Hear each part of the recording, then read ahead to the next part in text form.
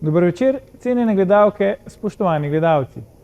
Moje ime je Aljuš Pertinač, Gibanje Svoboda mogoče ima listo za evropske volitve, vi pa spremljate najbolj politično korektno oddajo slovenskih televizij. Jupi, baje jo imajo, svobodnjaki listo za evropske volitve namreč. Potem, ko so 2 tedna mečkali in lagali, kdo vse bo gor, ter na to še, da jo bodo predstavili na svojem festivalu minulo soboto, so jo menda le sestavili, neuradno. Kot vsega ostalega se torej tudi tega lotevajo kot bolan srat. Sramota. Sedaj pa se lotimo 107. oddaje pravlične 7. sezone Faktorja na TV3. Resnica boli, komentarji še bolj. Danes bomo za vas komentirali odločilne volitve. Bodo tokratne evropske volitve res odločilne? Premier se zabava s svojo starleto in zajebava z državo ter iz ljudi. Podpora vladi in koaliciji je na najnižji točki, vladajoči preprosto ne vedo, kam in kaj bi sami sabo. Ali bodo te evropske volitve res odločilne, nam bosta povedala naša stalna komentatorja. Politolog dr. Sebastijan Jeretič in pa urednik tednika Domovina Tino Mamić. Sebastijan, Tino, dobrodošla v Faktor. Dober večer. Sebastijan, ti dolga leta spremljaš slovensko politiko. Ali se spominjaš, da bi katerakoli vladajoča stranka za katerekoli volitve imela take velike težave pri sestavi kandidatne liste? Ne, še nikoli, ampak spet poudarimo.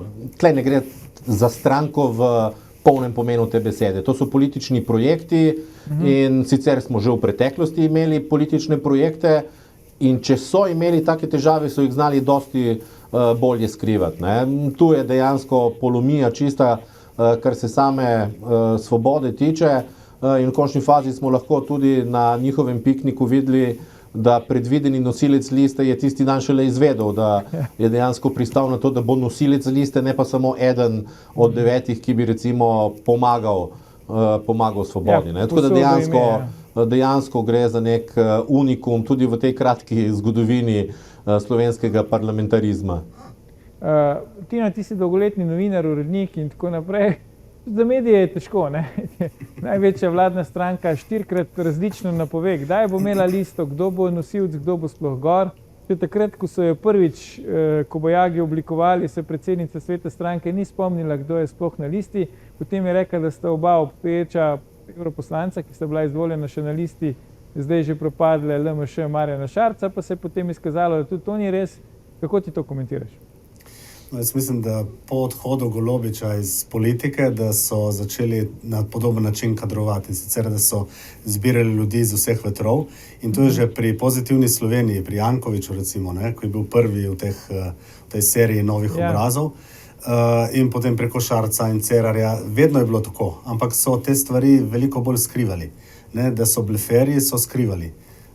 In niso pokazali, da ne vedo. Zdaj pa niti skrivati ne znajo več. Recimo konkretno, zdaj so predlagali za komisarja Tomaža Vesela. Zdaj, tisti, ki malo pozna, ve, da bojo komisarji šele jeseni, recimo, se bojo začeli konkretno. Na teh volitvah se ne volijo komisarji. Takrat se bojo začeli resno pogovarjati in zdaj dajo stranke, oziroma te evropske stranke, dajo špicen kandidate. Torej, to so kandidati za evropskega komisarja. Pa še to je vprašanje, če bo to res prišlo do realizacije. Zdaj za komisarja pa najprej bojo, ko se bojo začeli pogovarjati tam enkrat jeseni o tem, kdo bo dobil kateri resor, bo potem Slovenija bo dobila kakšen brezveden resor, zaradi tega, ker v Bruslu ne kotira veliko. In potem, ko bojo dobili pač nek resor, recimo za demokracijo in demografijo, potem treba dobiti enega kandidata. In zdaj Tomaž Vesel je očitno kandidat za katerokoli mesto, ker Slovenija ne ve danes, katero mesto bo dobila, ima pa že kandidata za komisarja. In zdaj sicer v politiki je tako, da je veliko politikov takih, ki so pripravljeni vsako funkcijo sprejeti, vsako ministrsko funkcijo. Ampak tega ne poveš na glas. Vsaj malo glumiš, tako če rečemo v slengu, da daješ strokovnjake. Zdaj pa, da daš ti kar vnaprej, ko sploh ne veš, na katero mesto boš, da že postaviš nekoga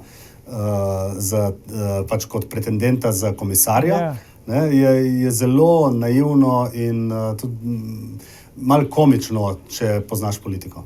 Ja, pri čemer niti ne vemo, Tino, ne? Verjetno, če se Vesel strinja, da bi bil Komersar za karkoli, ker smo videli pri nosilcih liste, da so ene že omenjali, pa se je potem izkazalo, da nočejo. Ne? Recimo do nedavna podpredsednica Gibanja Svoboda, predsednica Državnega zbora Urška Klakočar Zupančič. Sebastian, zdaj, zakaj je premier Golob za nosilke liste snubil ženske, ki jih je v bistvu ali nagnal iz stranke ali pa prisilil k odstopu? Najprej Marto Kos, ki je v bistvu nagnal iz Gibanja Svoboda, potem že omenjeno Urško Klakočar Zupančič, ki je mogla odstopiti kot podpredsednica Gibanja Svobode, in ne nazadnje bivšo ministrico Dominiko Švarc Pipan, ki je mogla odstopiti kot ministrica. Verjetno mu primanjkuje določenih čustveno-karakterističnih sposobnosti, ne? Da bi razumel, da če v nekem momentu nekoga odrežeš na tako grd način, verjetno ne bo v naslednjem momentu šel na kolena in sprejel neko vabilo, ki v bistvu bolj rešuje njega kot kogarkoli drugega, ker sta pravilno govorila o tem, da kar se tiče dejanskih kandidatov za komisijo, je še daleč prezgodaj, da bi se o tem govorilo. Ne? Tako da trenutna imena so bolj zveneča imena, ki bodo pomagala mogoče, pripomogla nekako k uspehu liste, in je to tudi namen tega izpostavljanja. Recimo tudi Tomaža Vesela očitno je edino ime, ki ga je Golob uspel prepričati, in to ne, da bi šel na listo, ampak da je recimo njihov kandidat za komisarja, je pa še seveda, kot smo rekli, zelo, zelo dolga pot do tam. Tudi običajna praksa je, da ko se pridobi sploh predsednika komisije, on pozove države in zahteva tudi dve imeni, ne? Moško, žensko, zaradi tega, ker mora skrbeti za kvote. In pol je zdaj veliko vprašanje, kako bodo najprej vele sile svoje, bom rekel, spole razdelila po položajih in kaj bo pripadalo na koncu Sloveniji, ne samo kateri resor, ampak tudi kateri spol zaradi uravnoteženja komisije. Tina, zdaj, kako težkem položaju je direktor Postojnske porodnišnice, pred 20 leti nazaj poslanec oziroma politik Aleksander Merlo, če drži, da bo on nosilec liste Gibanja Svobode za evropske volitve, ne, ker je jasno, sicer smo to videli že pri ministrskih izbirah Roberta Goloba, ampak vendarle Merlo očitno neka deseta izbira, ne, prejšnjih 9 je reklo, ne.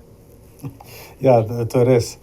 To je tako, pri določenih ljudeh se vidi eno tako diskrepanco, ko se lotijo ene stvari in so izjemno dobri, in potem mislijo, da so dobri na vseh področjih. Tako kot, ne vem, Kocbek recimo je bil izjemen pesnik, ne izjemen umetnik, ampak o politiki pojma ni imel, politični naivnež. In pri Merlu je v bistvu, mislim, da še hujše, ker on res je očitno kot nek politik na poziv, oziroma koga pokličejo, bo prišel in skakal tako, kot bodo hoteli, in se v bistvu smeši svojo izjemno uspešnost v svoji stroki. On ima porodnišnico, ki slovi, ki je dobra, ima svojo kliniko, je porodničar. Zato je škoda, da na tak način v bistvu svoj ugled v bistvu krni z eno tako stranko, za katero dejansko volijo, oziroma ne volijo, ampak kandidirajo ali tisti, ki so politični naivneži in mislijo, da se bo stranka na novo prebudila, ali pa med tistimi, ki to morajo. Ampak tisti, ki preračuna in ki ve, tega nikoli ne naredi. Zdaj sicer malo ponavljam misel Petra Mršeta, ravno danes sem pripravil njegov članek za Četrtkovo domovino, ko izide, ampak on to pravi, to je njegova ideja. In sicer, da tisti, ki so na listi na listi Svoboda, so bodisi tisti, ki to morajo, ker so jim to ukazali, ali pa taki, ki pač so politični naivneži in novinci v politiki, kot ne vem, recimo Joveva, ali kakšen taki, dejansko vidiš, da politike res ne pozna najbolj. Ja. Oprosti, Aljoš, če lahko dodam. Jaz mislim, da je gospod Merlo izjemen človek, kot je rekel Tino, izjemen strokovnjak.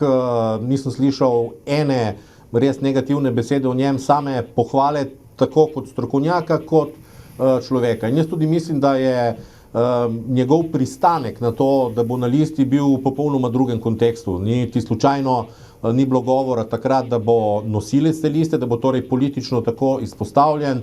Mislim, da je šlo bolj za to, da je pristal verjetno po kakšni prijateljski liniji čisto kot nek izraz podpore. Ne? In na koncu je pa zdaj dejansko potisnjen na tisto prvo mesto in jaz upam, da da se ne bo osmešil, kot je Tino rekel, ampak da bo to, zdržal pozicijo, v katero zagotovo ni sam uskočil, ampak v katero je bil nekako prisiljen zaradi nesposobnosti predsednika vlade, da bi za nosilca liste poiskal nekoga, ki bi res imel evropske politične ambicije, ker tudi ne verjamem, da bi gospod Merlo želel biti evropski poslanec. To sem te hotel vprašati, ampak zdaj realno mu grozi, v narekovajih, da je lahko izvoljen, če bo nosilec liste, medtem ko prej, verjetno tudi, če je posodil ime v narekovajih za na listo, ni računal, da bo izvoljen.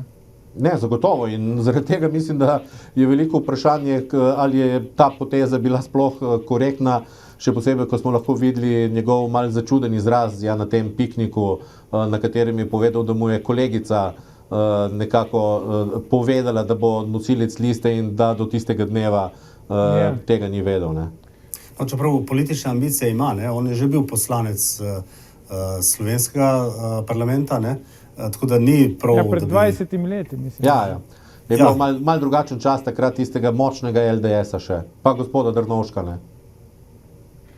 Tino, zakaj po tvoje recimo Irena Joveva ni nosilka liste? Ona vendarle je že evropska poslanka in pač Gibanje Svoboda je pojedlo LMŠ, tako da nekako je to neka naravna linija bi tle bila, naravno nasledstvo, ne?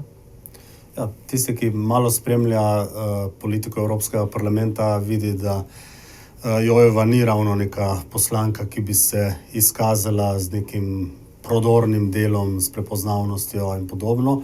Je tudi bistveno premlada, da bi jo kdorkoli jemal resno, ker to, da so tako mladi politiki na pomembnih funkcijah, to se dogaja z velikimi izjemami, to je lahko, en avstrijski premier, recimo, je bil tak, ali pa še kakšen drugi, ampak to so res izjeme. Zdaj, da priješ pa v Evropski parlament, ko je tak novinc brez vsake izkušnje in dejansko tudi brez političnega talenta, kot vidimo, ki je potem še na porodniški dolg časa, tako da niti ni aktiven, tega pač nihče ne jemlje najbolj resno. Tudi ko vidimo, da v 5 letih zelo malo se je navadila o Evropi, o Evropskem parlamentu. Tako da je z tega stališča tudi zame malo razočaranje. Jaz sem vendarle mislil, da je malce bolj ambiciozna in tudi malo bolj načitana, pa razgledana ali pa tako. Ampak očitno je to pač tista punca iz prve vrste oziroma dijakinja iz prve vrste, ki pač zna ponavljati in dvigovati roko in kimati in potem pride veliko dlje kot fantje, ki so v tretji vrsti in malo nagajajo in tako. Ja, bila je nosilka LMŠ-ja pred 5 leti, ampak očitno v 5 letih se veliko spremeni. Predlagam si zdaj vzamemo krajši odmor, ampak ne nam uiti, gledalci se vrnemo po oglasih, ko nadaljujemo s komentiranjem, ali bodo te evropske volitve odločilne. Ostanite.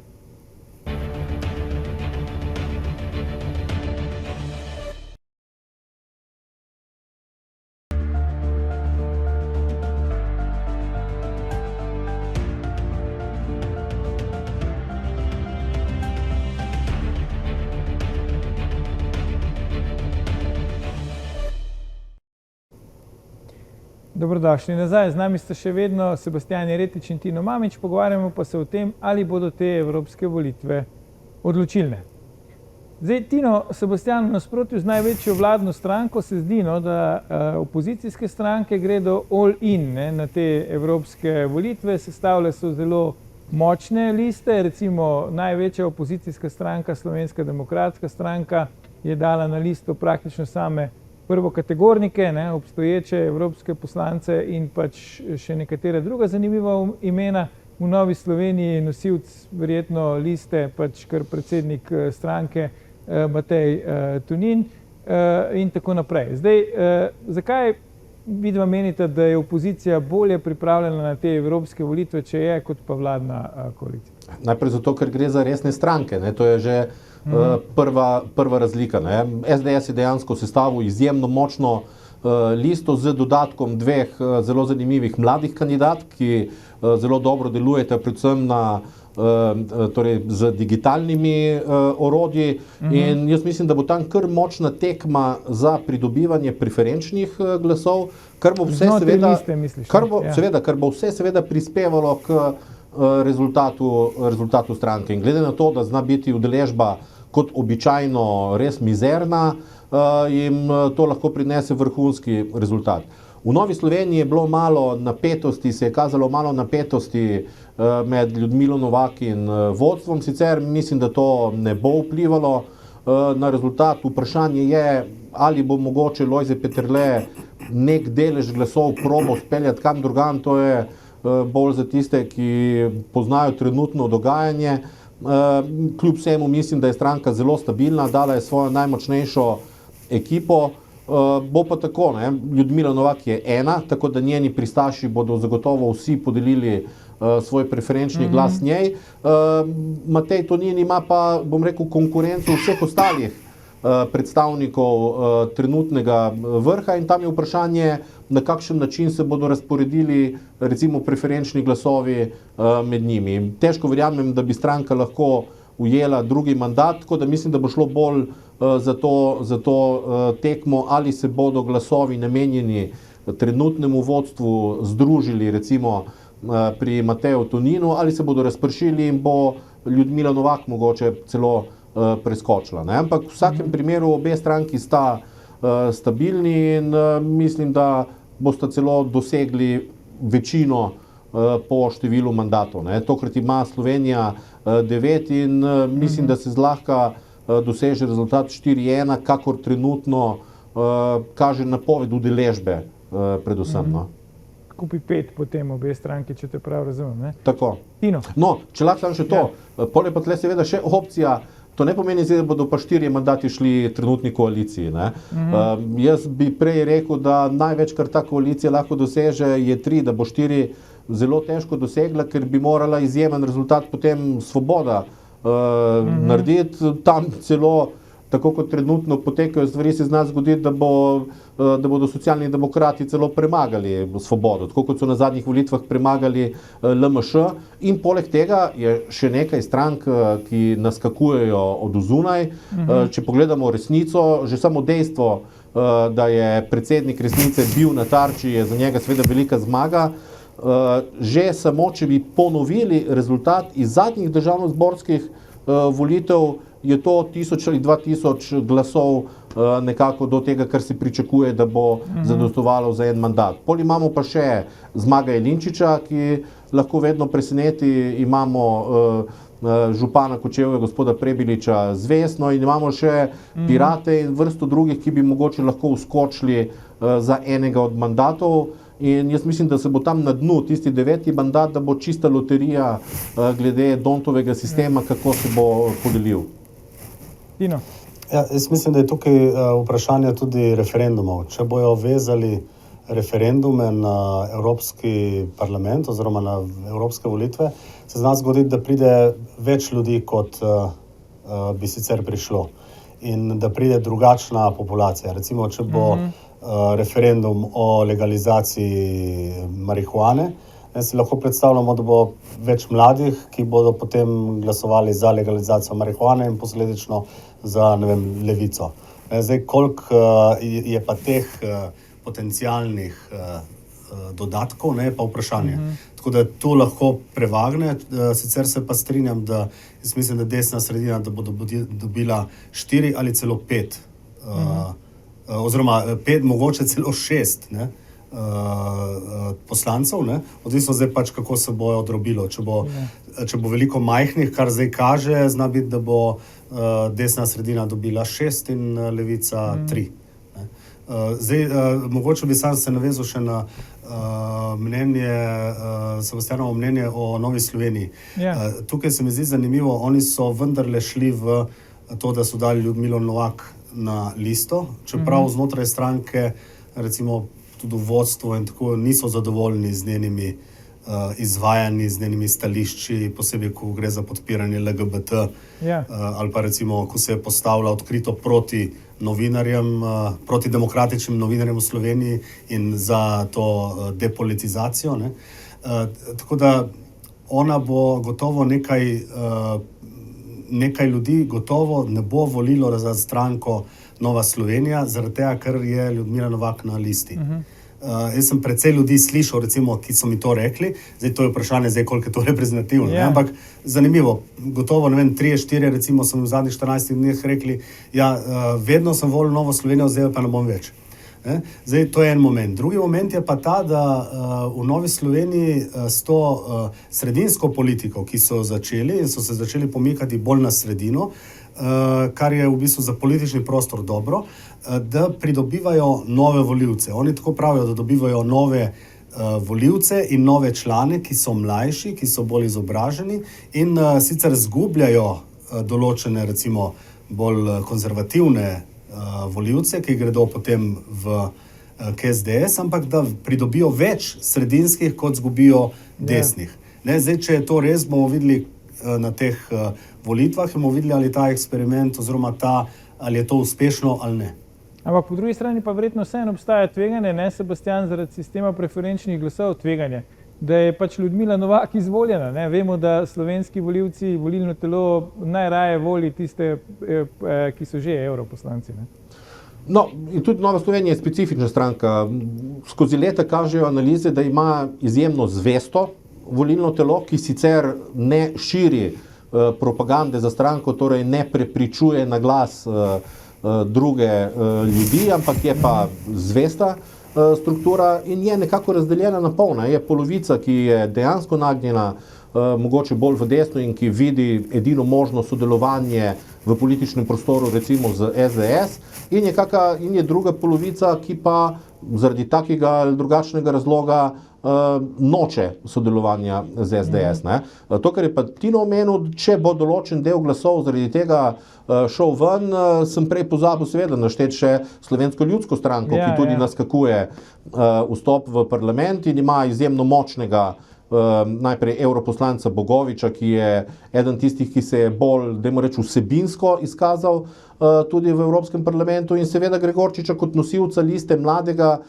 popularnega, in ima tudi določene možnosti. Ne? Torej, jaz mislim, da bo dejansko ključ za tiste male stranke od zunaj, da bodo uspele z ustrezno terensko kampanjo za roko pripeljati svojih 35,000 volivcev do dejanskih volišč in da to ne bo samo podpora v misli, ampak tudi v nogah, ki bodo naredili tistih par korakov do volišč. Ja.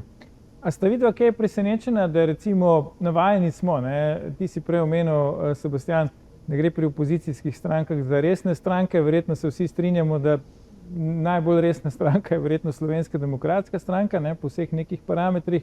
Tako je presenečena, da so na tokratno listo za evropske volitve uvrstili tudi dve, pač eno na nek način influencerko in drugo pač novinarko oziroma TV voditeljico.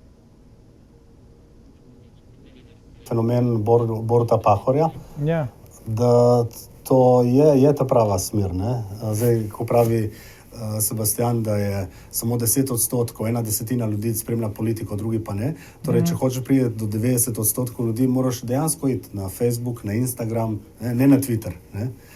Tako da z tega stališča tudi kampanja, ta nova PR kampanja od Roberta Goloba ni tako zgrešena, ne? Čeprav izpade za poznavalce politike bizarna, ampak tudi Borut Pahor je bil včasih neokusno plehek, ne, v svojih objavah. Ja. In jaz mislim, da tukaj, da bi tisti, ki hoče uspeti, dejansko mora nagovarjati tudi ljudi na ta način. In tu se mi zdi, da je SDS ravno s tem, da je pač dal dve mladi, zeleni mladenki, političarki na listo, da je na ta način nagovarja tiste ljudi, ki jih drugi ne. Lahko se zdaj tisti, ki so, rečemo, bolj zreli politiki, se nasmihajo in rečejo, to je brez veze, ne? Ampak jaz mislim, da ni, da znajo precej dobiti.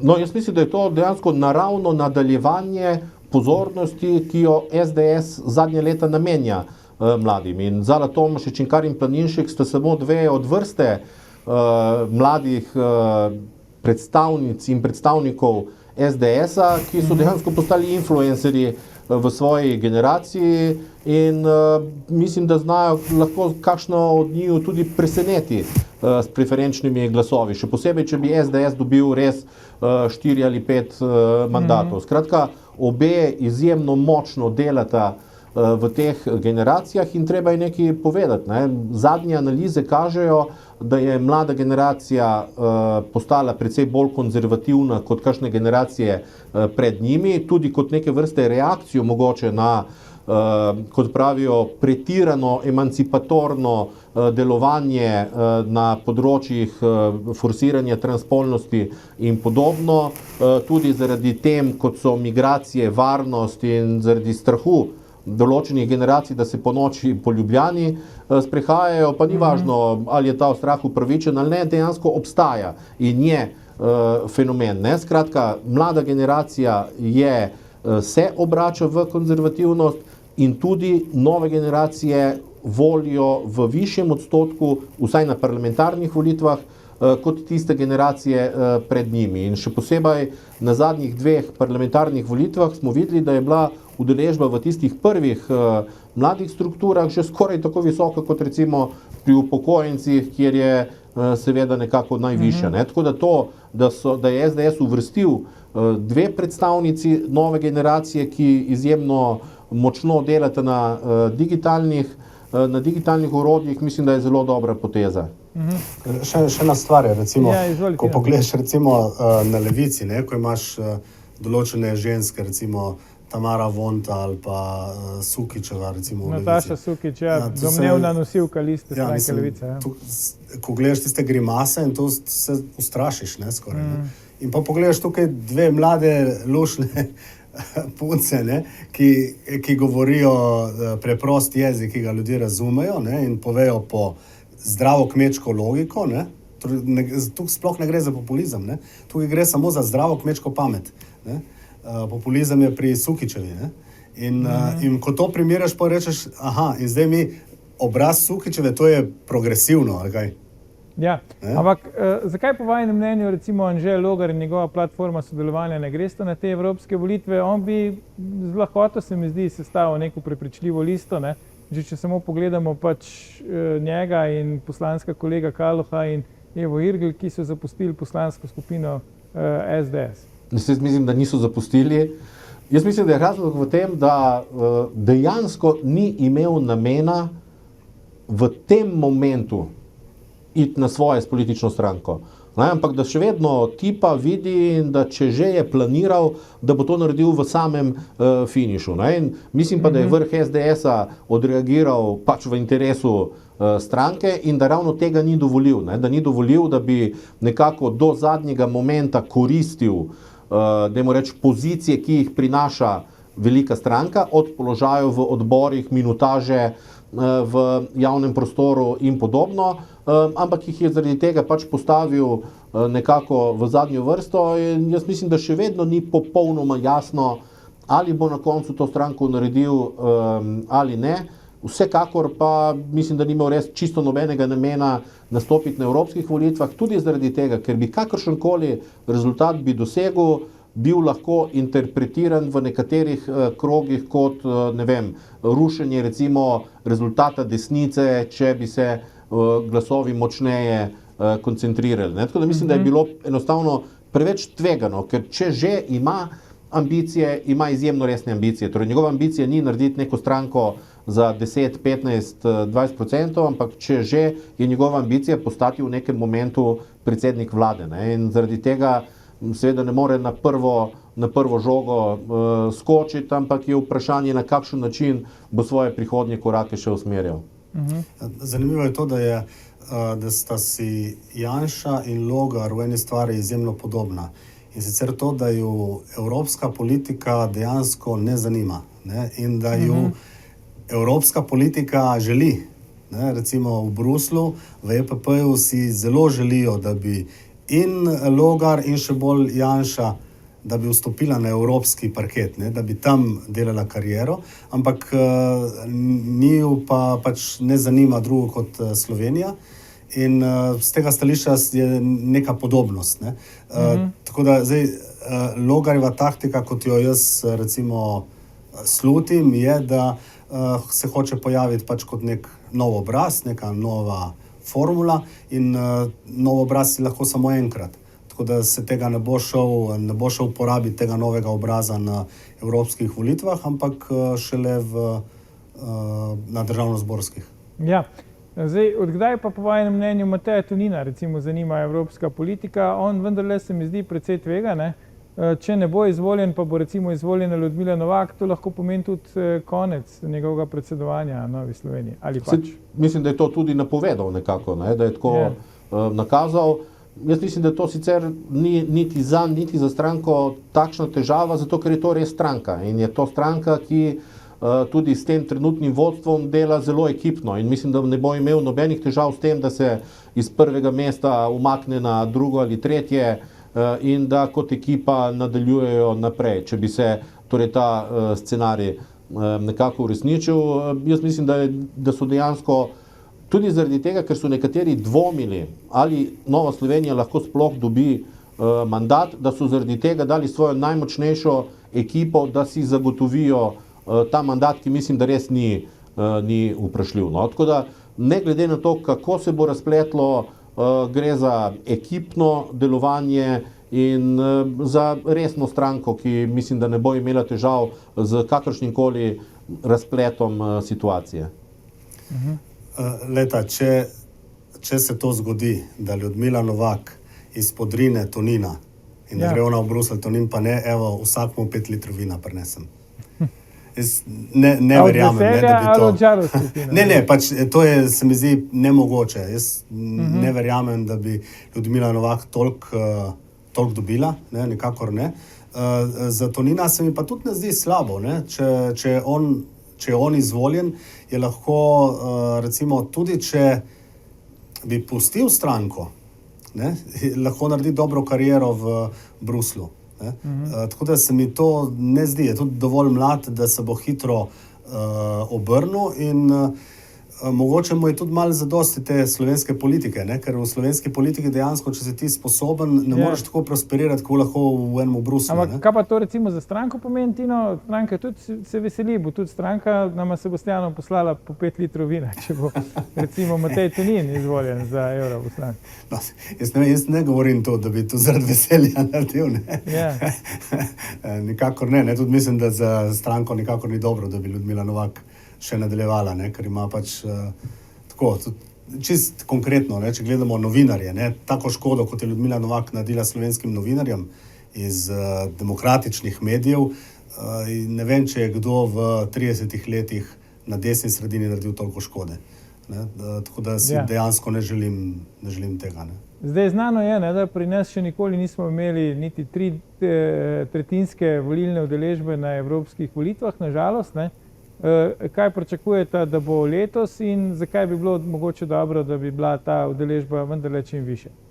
Pa se tudi ne vem, ali bi bilo to res dobro. No? Vsekakor, evropske volitve in parlamentarne volitve sta dve popolnoma različni disciplini, da tako rečemo, kot smuk pa slalom. Ravno zaradi vprašanja udeležbe. Ne? Na zadnjih evropskih volitvah je volilo manj kot 500 000 ljudi, na zadnjih parlamentarnih pa več kot 1,200,000. Skratka, ta temeljna razlika je v tem, da na evropskih volitvah volijo dejansko samo zvesti volivci in lojalnost politični stranki je tam ključna, zato imajo prednost seveda stranke, ki imajo neko svojo trdno zanesljivo bazo, lahko pa preseneti nekdo, ki doseže predvsem neko res divje terensko delo. No, jaz mislim, da enostavno dobri nastopi na televiziji ne bodo dovolj, ker ljudje jih ne bodo videli, ne bodo doživeli, ker ne spremljajo politike. Ne. Parlamentarne volitve so nekaj drugega in zdaj vprašanje je včasih, ali je res najbolje, da volijo čisto vsi, tudi tisti, ki nimajo blage veze o politiki, ali pa je bolje, da voli tisti krog, ki zadeve bližje spremlja in je zaradi tega mogoče bolj vsebinsko opredeljen, ne pa zaradi 2-3 medijskih prispevkov, recimo predvsem ene najmočnejše televizije, ki na koncu usmeri skoraj polovico volilnega telesa na parlamentarnih volitvah. Ne? Skratka, vprašanje je, ali bi bilo res toliko bolje, če bi imeli precej večjo udeležbo na evropskih volitvah. Jaz se s tem strinjam, ne, ker je manjša kot volilna udeležba, več šteje moj glas, ne, ker jaz grem vedno na volitve. Ampak, ko gledaš, recimo v stari Grčiji so tistim, ki niso hodili na volitve, so jih imenovali idiotes. In zdaj, da idiotes volijo, to ni dobro. Ne? To je Sebastian ima prav. Ne? Tako da glede tega nizka volilna udeležba ni nič slabega. Ne? Pač, če pojma nimajo in da pol ne volijo, je to v redu. Ne? Tudi recimo, ko pogledamo, recimo, zanimivo je stališče Rimokatoliške cerkve, ki nikoli ne pove, niti približno, česa se ne sme voliti, recimo, ali pa katera stranka bo neposredno škodila ali pa je škodila kristjanom, ne? In Rimokatoliški cerkvi. Vedno pa pozivajo na volitve. Ne? In jaz poznam celo vrsto ljudi, ki grejo od Maše in volijo pol Svobodo, oziroma so prej volili Šarca, ne? In je boljše, da so tiho, ne? Kot da nagovarjajo ljudi, ki se obnašajo kot idiotes, da pol volijo pač kar nekoga. Ne? Ja, zanimivo se mi zdi to vajno stališče, ne? Ker ponavadi zmerom pač si prizadevamo za to, da bi bila volilna udeležba čim višja, da bi čim več ljudi odločali in tako naprej. Ne? No, ampak to terja neko kakovost volilnega telesa. Ne? Pri nas mislim, da je problem, da se dejansko nismo naučili ravnati s parlamentarno demokracijo in da smo jo dobili ravno v tistem obdobju, ko so nekateri drugi mehanizmi, ne samo pri nas, ampak evropsko in v celotnem zahodnem svetu se mal začeli sesuvati. Ne? To je pa v prvi vrsti odgovorni mediji. Ko se je začelo iz odgovornih medijev spreminjati v infotainment, torej v nek spektakel, ko se tudi iz politike v glavnem dela spektakel, namesto da bi se predstavljale teme na racionalno argumentiran način, potem je res vprašanje, ali tisti del javnosti, ki ničesar ne spremlja, prispeva veliko k samem demokratičnem potencialu neke skupnosti. Ne? Ko je Tino omenil Grčijo, tam ni bil celotno ljudstvo.